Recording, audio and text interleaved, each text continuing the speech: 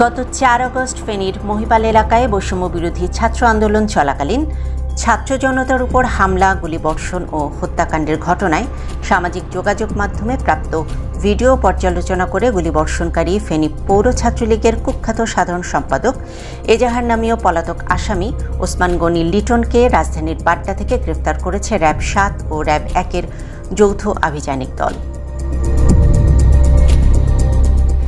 দেশব্যাপী বৈষম্য বিরোধী ছাত্র জনতার আন্দোলনের কেন্দ্রীয় কর্মসূচির অংশ হিসেবে গত ৪ আগস্ট ২০২৪ তারিখে ফেনী জেলার মহিপাল ফ্লাইওভারের নিচে ছাত্র জনতা বিক্ষোভ সমাবেশ ও শান্তিপূর্ণ অবস্থান কর্মসূচির আয়োজন করে।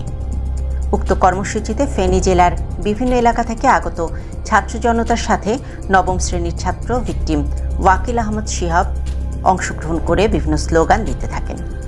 এ সময় ফেনীর একাধিক প্রভাবশালী রাজনীতিবিদ এবং একজন সাবেক সংসদ সদস্যের প্ররোচনায় ও নির্দেশে অপরাপর কতিপয় আসামি অবৈধ আগ্নেয়াস্ত্র, লাঠিসোঁটা ও লোহার রড নিয়ে ছাত্র জনতাকে হত্যার উদ্দেশ্যে প্রকাশ্যে নির্বিচারে গুলিবর্ষণ করে এবং ১২ থেকে ১৪টি ককটেল বিস্ফোরণ ঘটিয়ে জনমনে আতঙ্ক সৃষ্টি করে।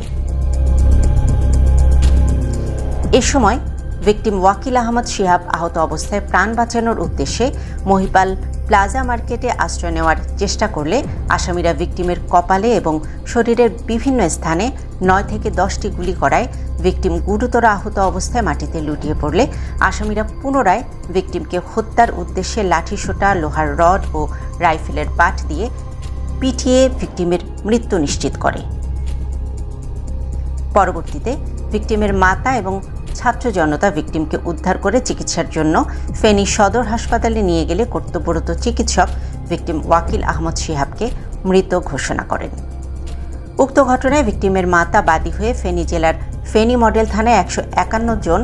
এজাহার নামীয় এবং অজ্ঞাতনামা ১০০ থেকে ১৫০ জনকে আসামি করে একটি মামলা দায়ের করেন। গ্রেফতারকৃত আসামি সংক্রান্তে পরবর্তী আইনানুগ ব্যবস্থা গ্রহণের নিমিত্তে তাকে ফেনী জেলার ফেনী মডেল থানায় হস্তান্তর করা হয়েছে।